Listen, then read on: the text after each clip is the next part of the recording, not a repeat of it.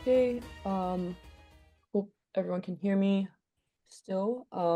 Thank you for joining us for our latest Kumi Now online gathering. I see some friends here, some new folks as well. So that's great. So if you're new here, I'll make sure to send some links to our Kumi Now website. If you saw, we have a Kumi Now action page, so that kind of helps with certain actions that we try to highlight each week.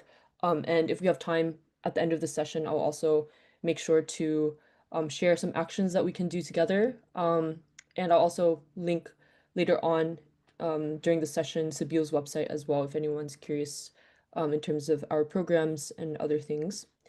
Today, we have the privilege of being joined by Dr. Esther McIntosh and Dr. Sharon Jagger. They're two friends of Sabile, and I'll introduce them in a bit, but they will be speaking on teaching theology, religion, and ethics in relation to Palestine. They were actually on the most recent delegation in Sabile in June, and I think Hunter, who led the delegation, is also here today. And I think they were actually the last delegation that we had before, the escalations with Iran happened. And so we've been pausing delegations for this month, but hopefully we can go back. So they're kind of the last witnesses internationally, in terms of visiting Sabile. Esther McIntosh is a professor of feminist theology and ethics and director of the Center for Religion and Society at York St. John University. And Dr. Sharon Jagger is an associate professor in religion at York St. John. And I'm sure you guys can, say a few more words about yourself. But they'll be giving this presentation. We'll probably give them about 30 to 40 minutes to speak and then have some time for a Q&A. So thank you, Sharon, Esther, for joining us and for giving your time today to speak on this really important issue. Thank you. Let me just see if I can share the slides.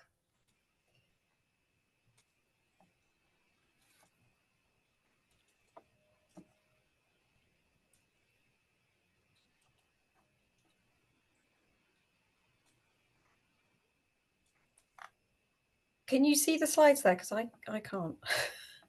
I can see the slide, but I think maybe you can turn it full screen.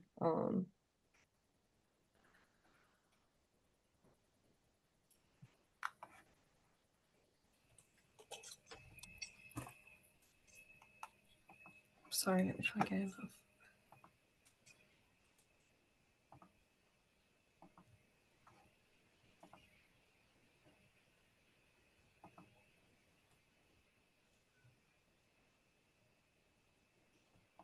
At the lower right-hand corner, or a little bit over from the right-hand corner, that looks a bit like a screen.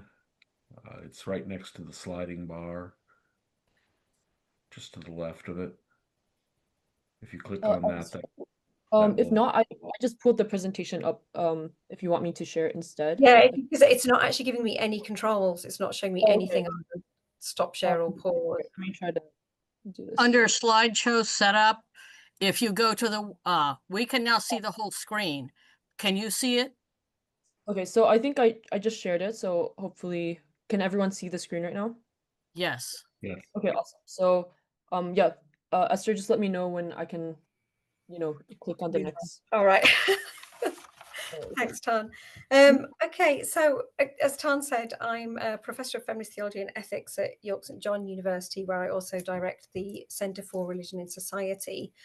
And I'm also a trustee with Sabile Kairos UK. So much like Friends of Sabile in North America, we're the kind of like UK branch of that. And as Tan mentioned, Sharon and I were on the recent theological delegation to the West Bank in June this year, and we arrived back just 3 days before Israel started bombing Iran, and then the West Bank was all locked down and flights were grounded and so on.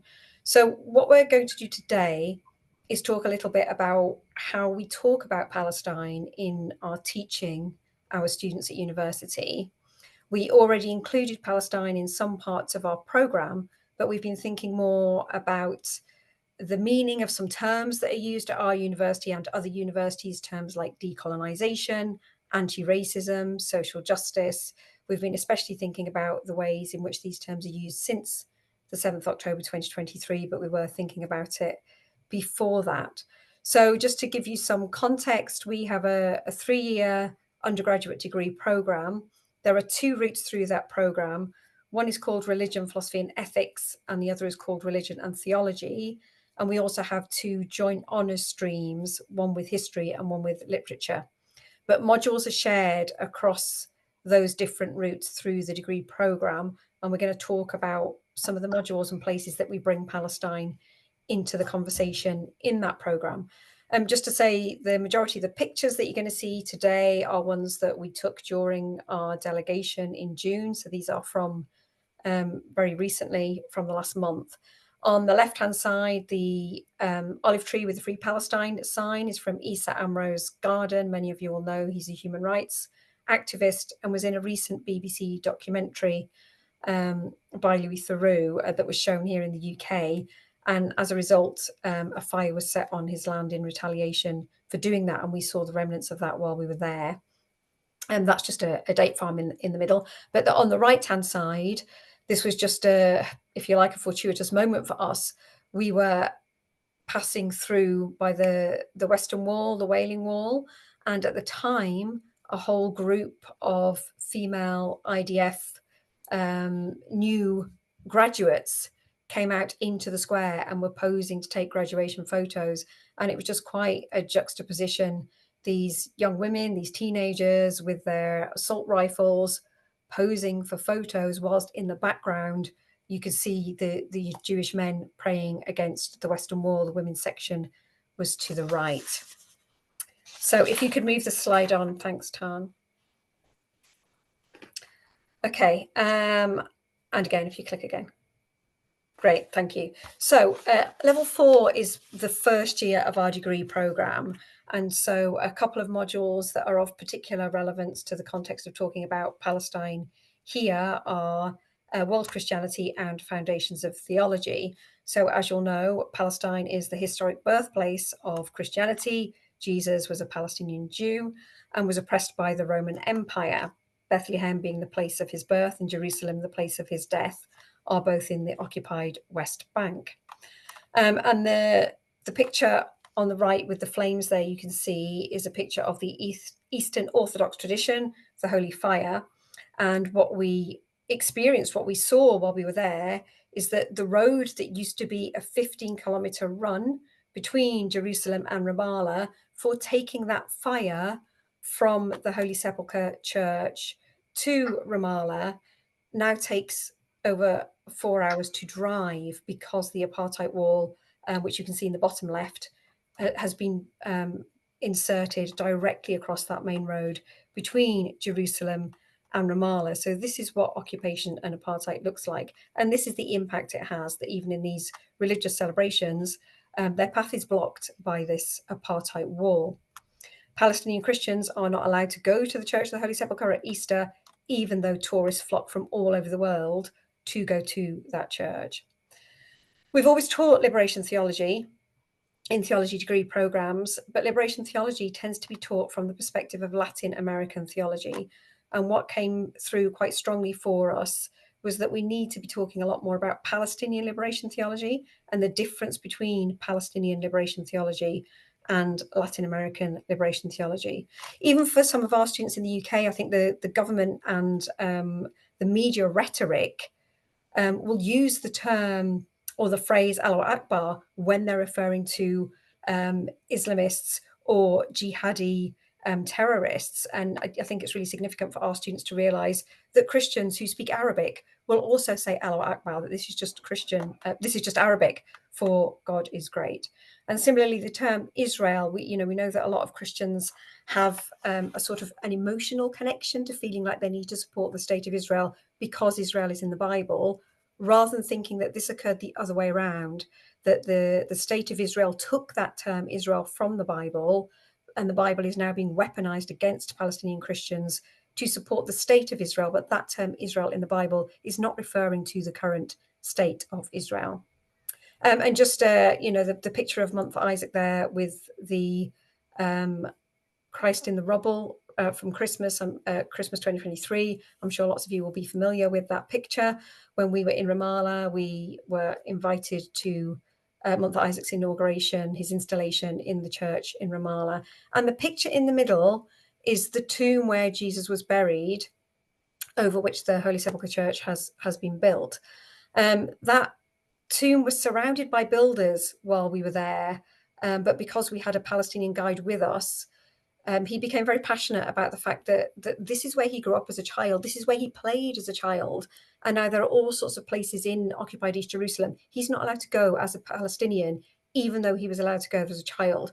This really brought across to us how recent much of the apartheid and occupation rules and restrictions are. They don't all date back to 1948. Some of this is post 2000. And we weren't really supposed to go near this tomb because it was surrounded by builders. There's restoration work going on. But because I was the smallest person on the delegation, he did switch the torch on his phone and handed it to me and told me to crawl in and shine the light so the rest of the delegation could see. So that is the tomb where Jesus was buried and raised from the dead. Thanks, Tan. If you could click on again. So I'm teaching at level 4, studying religion and religion, peace and conflict. So in studying religion, it's designed to give students a foundation in study skills. So when they come to us, we need to make sure that they have that kind of sense of critical thinking, being able to do the research. So that's the opportunity for us to draw on Palestine as a case study for lots of different ways of studying religion. So we'll introduce them to sociological ideas, political ideas, and that gives them a broad view of what they can then go on to study later on in the programme. And the idea of coexistence, particularly in Jerusalem, where the Abrahamic faiths sort of come together, and we saw as we were being taken around East Jerusalem and the older sites, the evidence of that coexistence. So it's introducing students to that sort of birthplace of the religions that they're going to be interested in studying themselves. And in religion, peace and conflict, this is new to me this year. So I'm going to take the opportunity to focus on the peace movements, the Quakers, for example, and certainly in the UK, we've had some incidents with Quakers being sort of disturbed by the kind of crackdown on protest, really. So they're quite active.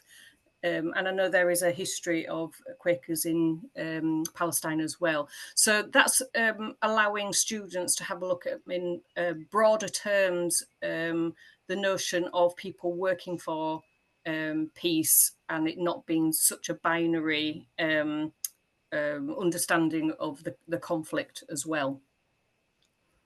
So, Tan, if you want to click on, thanks. And at level 5, so religion and politics is really where I've taught this for several years now, and I've always included at least 2 sessions on Israel and Palestine. So for the last 3 years, it's become much more current and interesting for students. When I first started to talk about this, students were very uncomfortable and didn't want it to be even-handed with this. They very quickly have come to understand that that's not the point of looking at this subject at all. And I have had student complaints, but they've more or less come from a place of not really understanding how they're allowed to position themselves as scholars, really. So the religion and politics session talks about it gives them opportunity to look at the context, the background. We do quite a lot of history on it. We'll talk later about ways that we're amplifying some of that context and giving them a chance to look further into the history.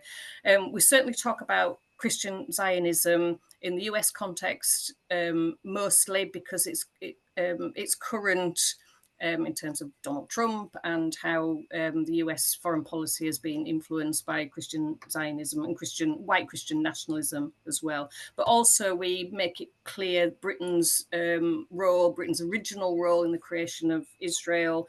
And I'm sure you've heard on the news, we have issues around protest and repression of voices. So that gives us something to, there's a picture there in the middle. I won't say it.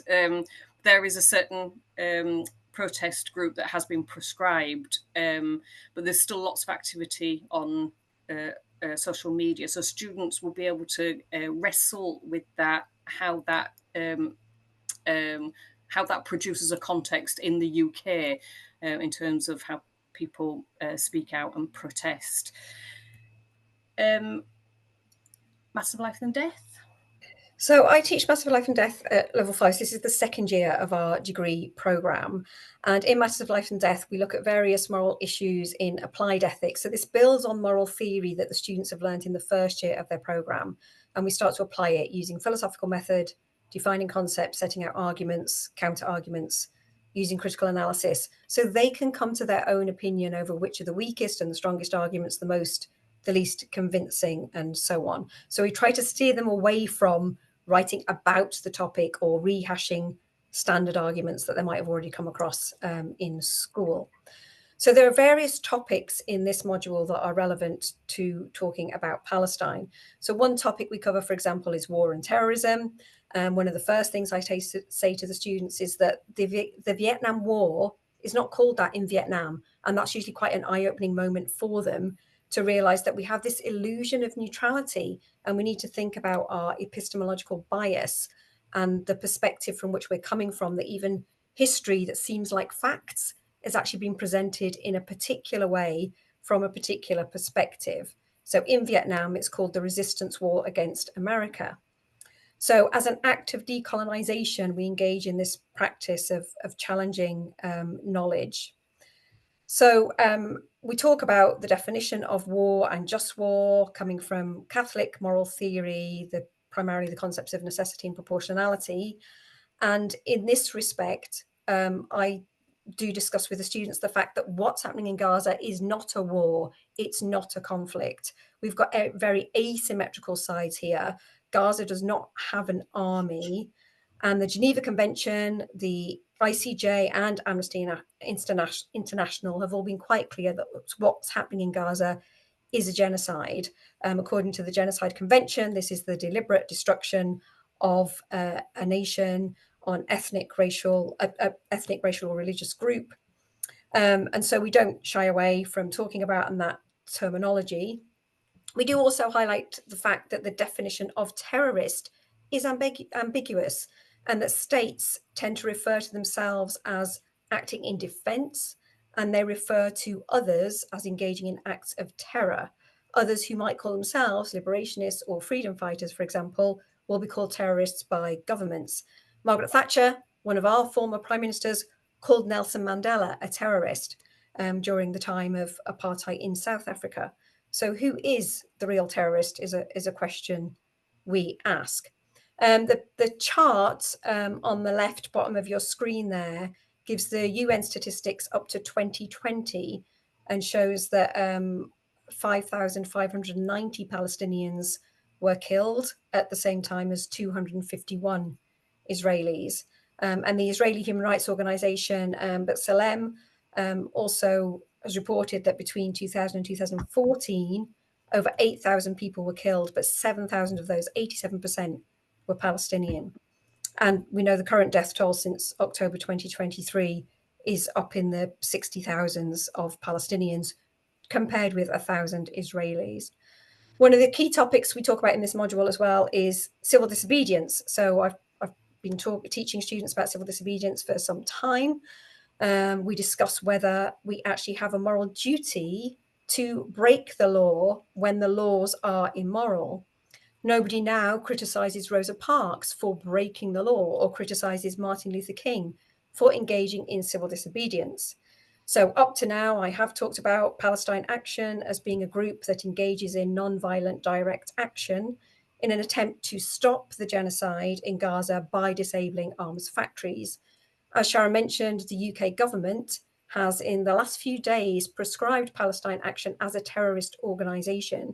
So we now have to talk about this in the context of that prescription, and what that means for direct action and the legal process for challenging that prescription. So related to that, I also talk about Quakers and Methodists who've actually won legal cases for damaging BAE Systems sites on religious grounds. They argue on religious grounds that they have a duty to save lives and prevent war crimes. I also talk about AI and surveillance in that module. I've discussed previously the case of unmanned drones that are killing from a distance in other countries. America, the UK, and Israel have all killed people in other countries using unmanned drones. Is this ethical? Who is accountable for errors in these cases? And then the picture on the right there, you will see, I took that in East Jerusalem while we were there a few weeks ago, and you can see the sheer number of cameras on that one post. In East Jerusalem, you are never more than 5 meters from being surveilled. Amnesty International refer to this as automated apartheid. Some of these cameras use facial recognition, and this violates the human rights of Palestinians. Thanks, Tom. And another level 5 module is sociology of religion. So this gives students a chance to take some of the abstract theoretical lenses and apply them to what they're seeing on their news feeds right now about Palestine. So particularly the surveillance, we talk about Foucault and his notion that when a state is violent towards a population, that signals a loss of power, actually. So using that Foucauldian lens, they can start to talk about what Israel is doing in Palestine. And the Foucault's very interesting on the Benthamite panopticon and that notion of surveillance. So that gives students a chance to look at some quite sophisticated sociological theories, but applying them to what they're seeing in Palestine. And the next one. Yeah, so religion and genocide is a module that was updated from being a module on the Holocaust. And this was at the students' request. So this module used to be taught as a Holocaust module. And the students were saying, but there are lots of other genocides happening. Why do we only talk about genocide in relation to the Holocaust? So the purpose of updating this module is to try to avoid Eurocentric Holocaust exceptionalism and to also talk about the way Holocaust memory is used and sometimes weaponized. In this module, we talk about religious actors, both as perpetrators and as victims in genocide. So in Rwanda, for example, religious actors appeared both as perpetrators and as victims. And this module, one of the assessments on this module is a sort of case study. So the students will pick a genocide and look at the role of religious actors, either as perpetrators or as victims or as both within that genocide. So, of course, the State of Israel was created as a safe space for Jews, but by oppressing Palestinians, and it's not safe for all Jews. One of our colleagues works on, does research with Ethiopian Jews who are severely discriminated against in the State of Israel in terms of access to jobs, healthcare, and so on. And also we talk about the Armenian genocide. One of our colleagues is from Turkey, Muslim woman from Turkey, and she can't use the term genocide in her research in relation to the Armenian genocide, or she won't be allowed to go back to Turkey and visit her mom. So that term is still considered contentious in Turkey. And when we were in Palestine a few weeks ago, we met the Armenian Christians who are now at risk in Palestine too. So the poster there of the Armenian genocide is one that's on the Armenian Quarter in occupied East Jerusalem. And then the space there is part of the Save the Ark campaign to save this land in East Jerusalem for the Armenians, to make this part of community land and not allow it to be sold off by the church. And in relation to the genocide in Gaza, we also talk about the silent genocide in the West Bank. So Rifat Karsis, the human rights activist, has referred to the silent genocide in the West Bank, which happens in a number of ways. The picture at the bottom left there is a home demolition, hospital and homes that were demolished. This is in Silwan, where some of you may be familiar with the area where they paint eyes on the sides of buildings. Eyewitness Silvan project, because all these homes have been given demolition orders so that the state of Israel can claim this as a biblical park, the King David Park, this area, and this will make thousands of Palestinians homeless. And we have in the third year, we have a module on religion and visual culture. I'm currently in conversation with a colleague there about whether the Eyewitness Silwan project might become part of that module too. We also met people who've been arrested and tortured.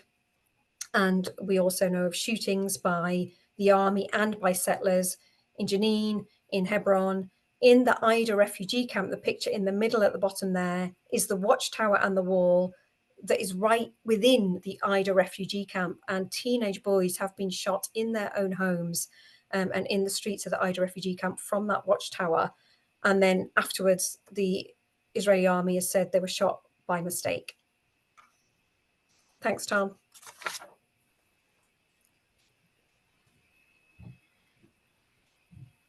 So level 6 is the third year of our degree program. I teach a module on feminist ethics and religion at this level, and this builds on the applied ethics that we just talked about at level 5 in matters of life and death.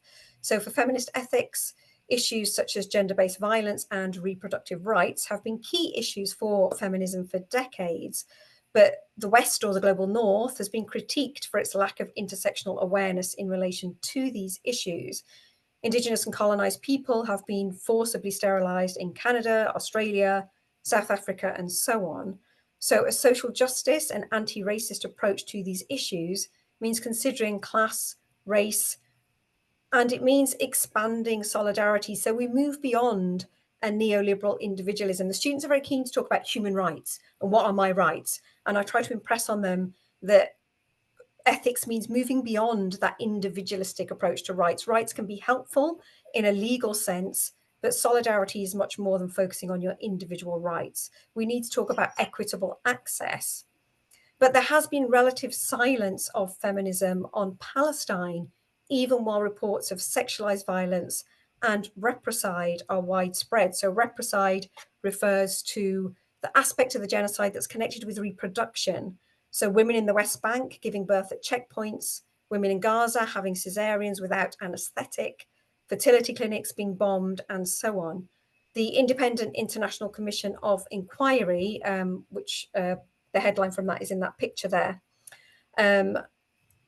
told the Human Rights Council in March 2025 that gender-based violence and the destruction of reproductive health care amounts to crimes against humanity and genocidal acts. So this is a report from just a couple of months ago.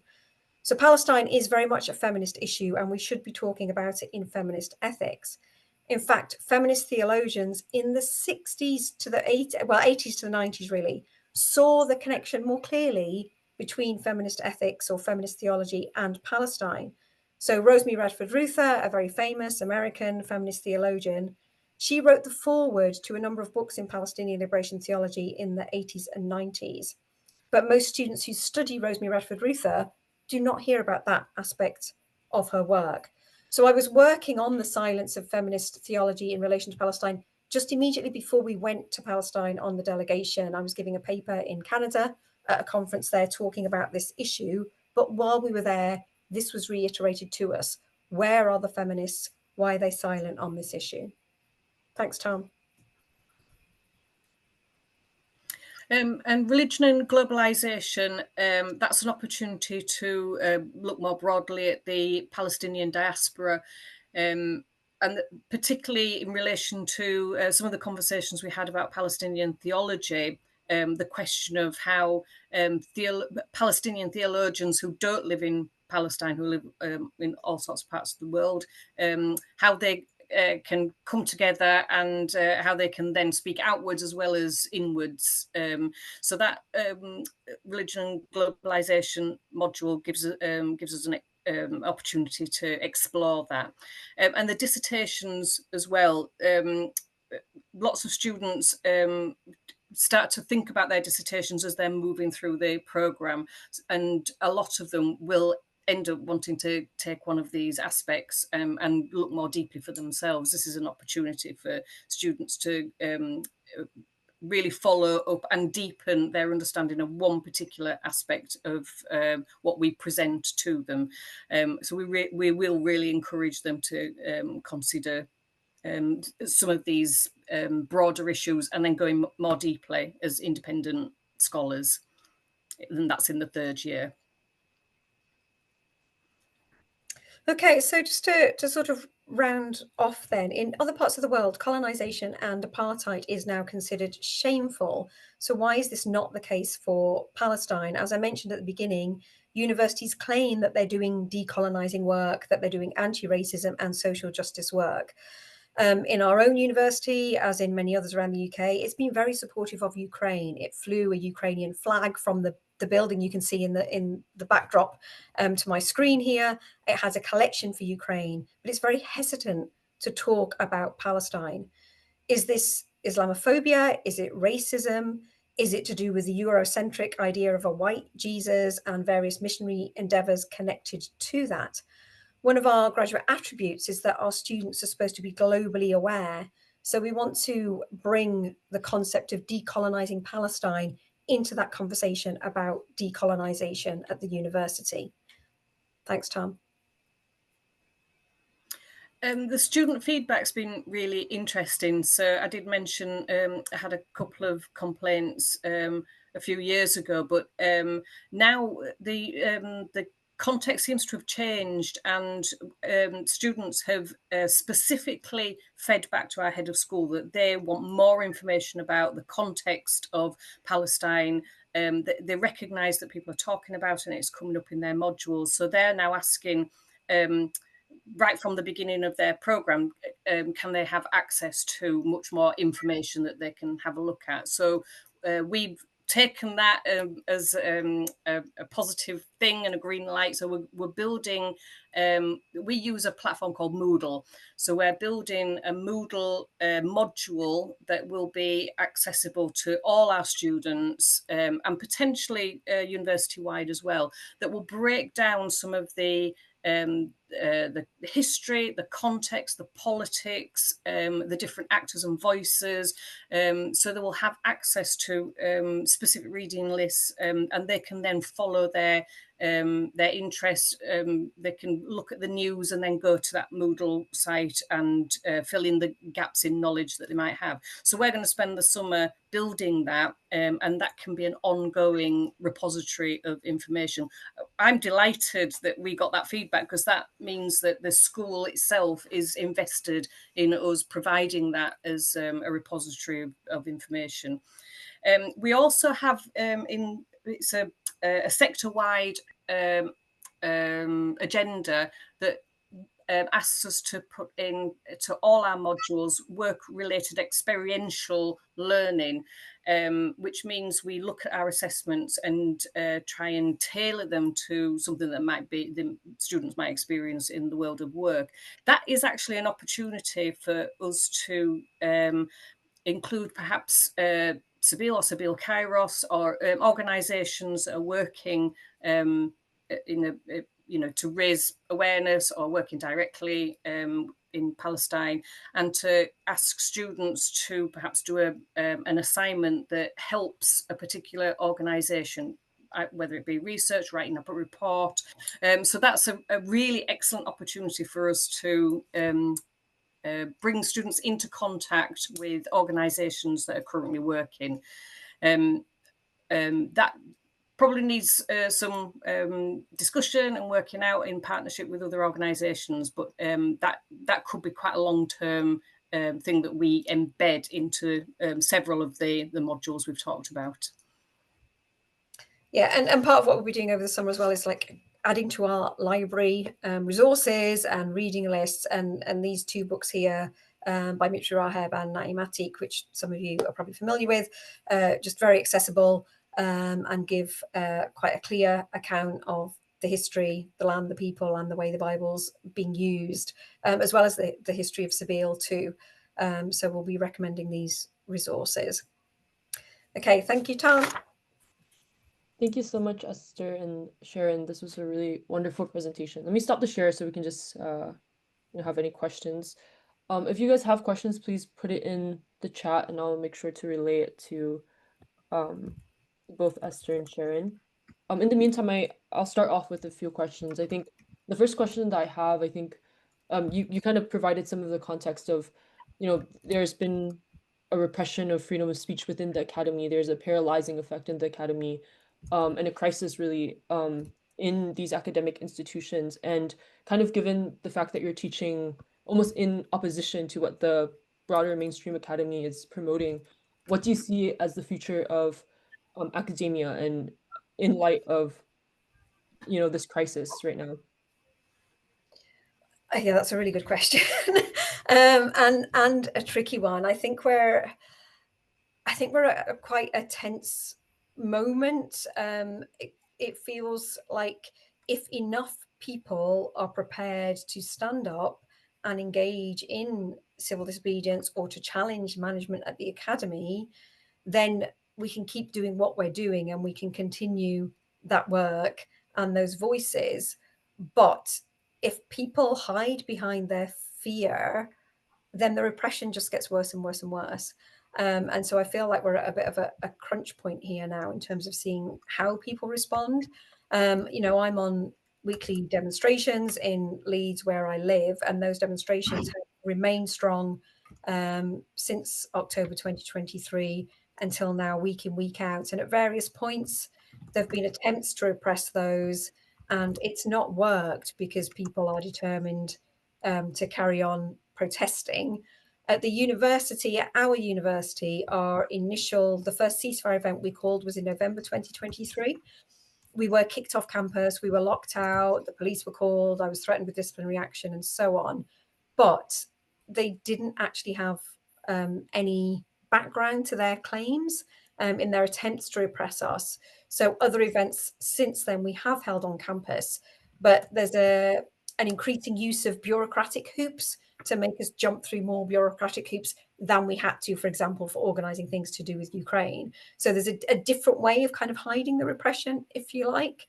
But I just hope there are enough people who are willing and able to remain resistant to that repression and to stand up and be counted. Sharon, I don't know if you want to add anything to that. Yes, it was interesting how students have potentially become less complaining. If that's it's not a very articulate way of saying it, but they were a few years ago, very unsure. You mentioned Al Jazeera to them, and then that seems to have created a fuss because they've not really heard of it before and assumed it was something that wasn't mainstream and good journalism. But now I think they've been exposed to a lot of this on social media, and not on the BBC, unfortunately, but on other ways that they get their news, and obviously hear us referring to it a lot. So I think, and that is the most important sea change, if you like, because if students are able to, the university wants students to be happy, and if students are on moving along this journey of understanding, then I think that is a very powerful thing, powerful leverage for the university. Hence, students' comments paving the way for us to be able to produce this repository of information that could be used university-wide.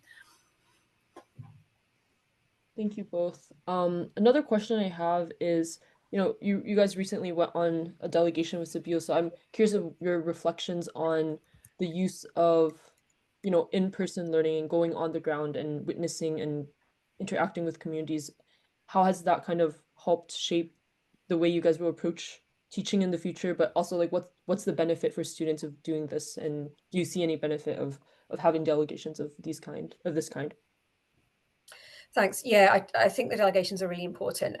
Both, before we went, the various Palestinians who we met were saying, like, come and see, you need to come and see what our life is like under occupation. And so that you can go and tell, as Sabine says, come see, go tell.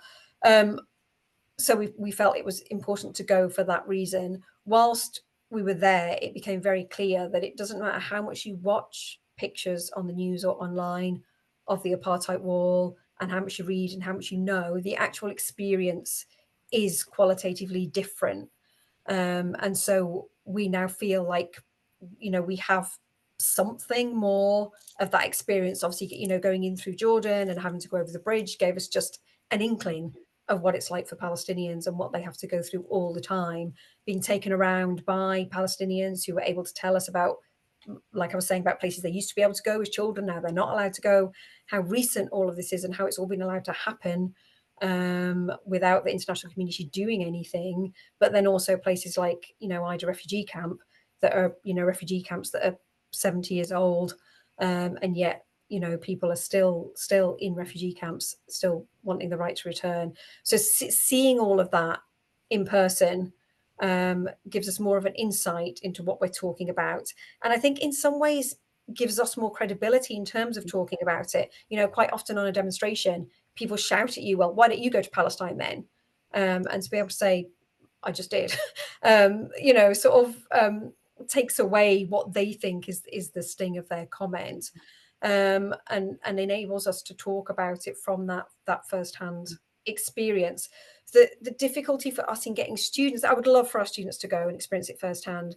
Our students mostly come from a low socioeconomic background. Quite often they're first in their family to go to university. Quite often they have caring responsibilities for their parents.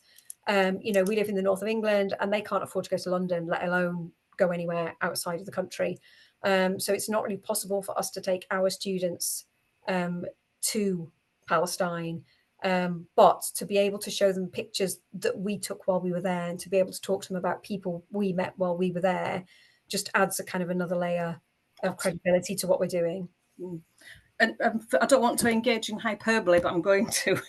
For me, it was almost life-changing. I don't think that's overstating it. Before, I was teaching from books and media clips in quite almost a dispassionate way, but even though I've always felt very strongly about it, but I never felt I had the credibility, as Esther says, to teach it in a much more lively way, if you like. It always felt like a side project for me because my research is about something completely different. So it always felt like it wasn't something I was an authority on, still not, hasten to add. But this has completely transformed me in that how I approach the teaching, because it does feel like I can say I've been there, I've met people, I've now, to me there's nothing else happening. It's very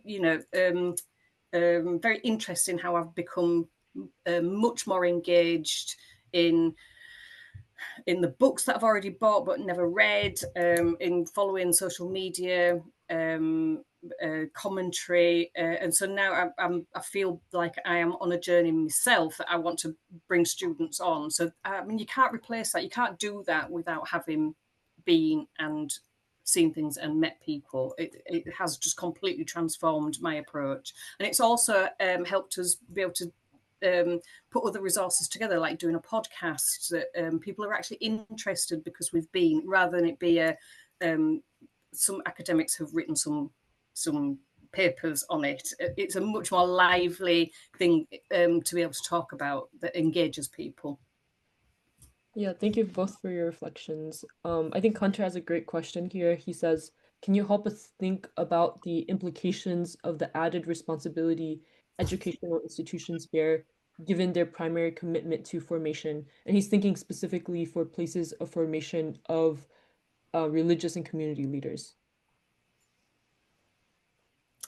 Yeah, so I think, they bear a huge responsibility. The majority of our students are not going for ordination. We teach in a secular institution, but I've worked for some time with the Society for the Study of Theology, and back in November 2023, when the call for repentance came from Palestinian Christians, I shared that with the Society for the Study of Theology, and lots of the people who are members of the Society for the Study of Theology are trained students in ordination who are going into the ministry. And I presented that to them and said, you need to respond. This is a call for you to respond. You need to call out Christian Zionism. You need to engage in BDS. You need to center Palestinian liberation theologians' voices, and so on. And they took months and months and months to debate what they were going to do. Then they decided they weren't going to respond.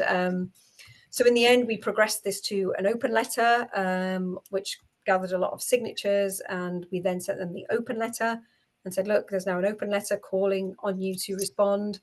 And then eventually they debated this at their AGM, at their annual conference, and still procrastinated and procrastinated for another whole year, until we said we were going to boycott the next annual conference. And it was only just before that conference, when we said they were going to boycott, they finally put a statement out.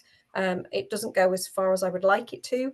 And we really pushed their hand in that. But that was, nearly 2 years of, 18 months of pushing them to do that. So, and yet these are people who cite Bonhoeffer all the time.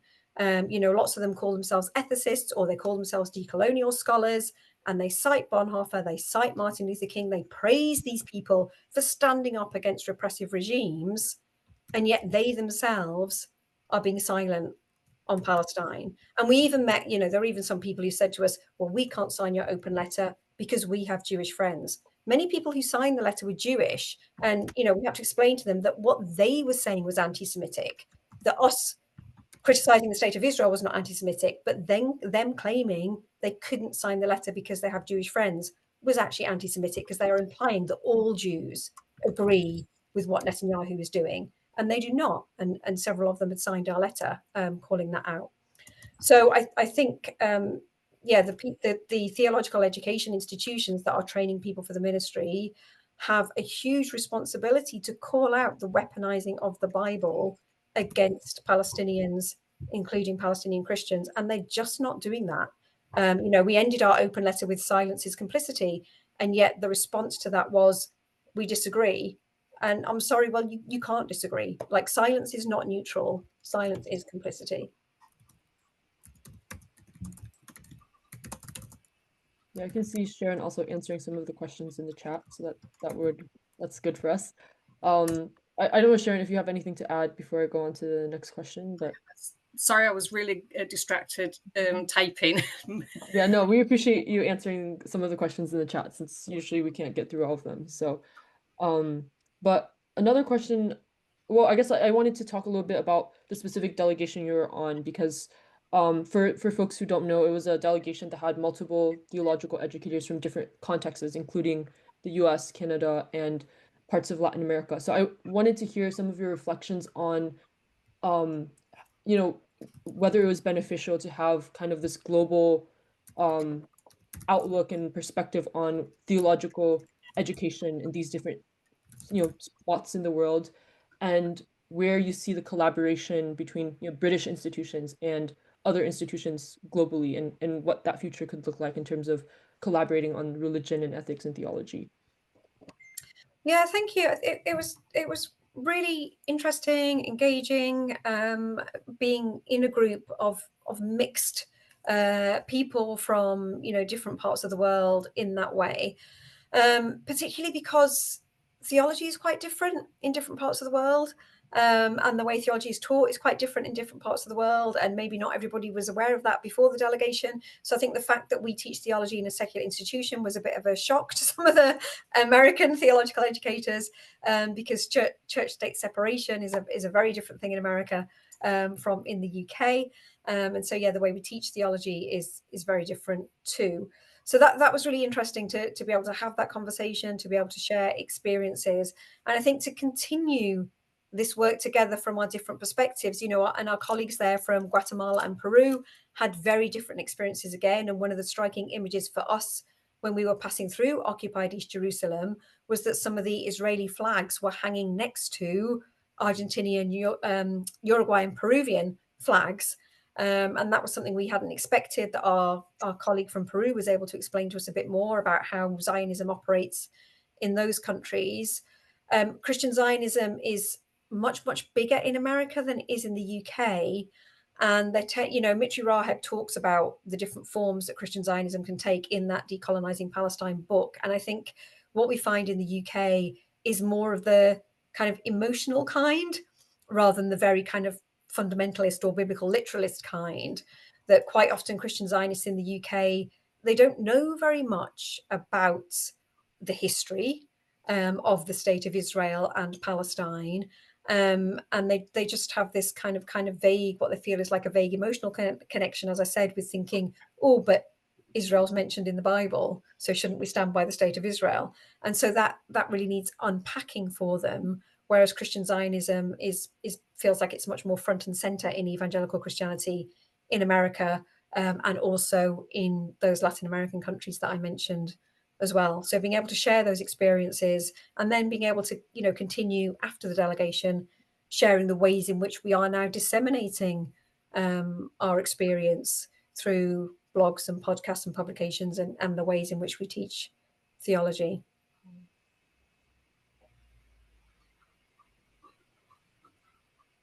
Thank you. Sharon, do you have anything to add to this question? Or? No, I would absolutely concur with that. It was amazing experience to meet people from other parts of the world, and I genuinely hope we can kind of keep that group together, and build on friendships as well as the kind of work that we're doing. Thank you both. I don't really see other questions, or there's some new questions happening. So one is just in a secular society, or I guess in secular institutions in the UK, do you get a lot of interest in theology or religion from students? Yeah, that's an interesting question. So most of our students are agnostic or atheist, but they are really interested. So, you know, the way I see this is that in the same way that students are encouraged to learn history or geography in order to understand other people, you need to study religion in order to understand what people think and believe and practice and why. And our students are interested in that. They have a looser connection with institutionalized religion, but they still have a sense that maybe there's something called spirituality, maybe there is something, you know, transcendent about the person. And so they are interested in those ideas. You know, they're interested in climate change, and maybe there's something about the sacredness of nature in that. So, you know, one of our modules is on theology and the environment. So they are interested in theological ideas. They can see how significant religion is globally, and that a lot of wars, tensions, have been caused by religion in various ways, but also a lot of the peace building work, a lot of the charity work is also carried out by religious groups, and they're interested in that too. So they're interested in the theology that underpins that sort of activism. And yeah, so that's probably where they're coming from when they study the subject with us. And some of them do have a faith, quite a strong faith when they come to, it's quite a mix of students depending on the particular cohort. And I think in the third year we had 2 students who were interested in a vocation in the church. So that can be really good for the cohorts, that they're actually listening to students with a faith from different traditions of the church as well. But yeah, most of them come with they enjoy the sociology and the politics of religion, and and our numbers are growing, so I think it's becoming more more attractive to students when they look at what is happening in the world. They completely recognise there's a very important thing to learn about the role of religion. I see Mervyn has a question. Feel free to unmute. Yeah, I'm Mervyn Russell. I obviously originally from Britain, but I've lived in Canada for many years. I'm a retired minister of the United Church of Canada.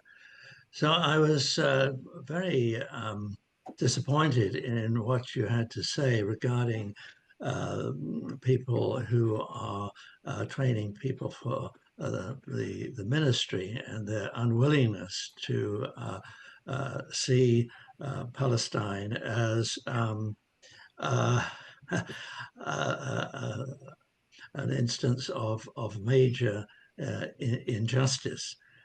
Um, uh, is this, do you think, a reflection of the uh, Christian denominations that, in fact, they are working on behalf of and training ministers for?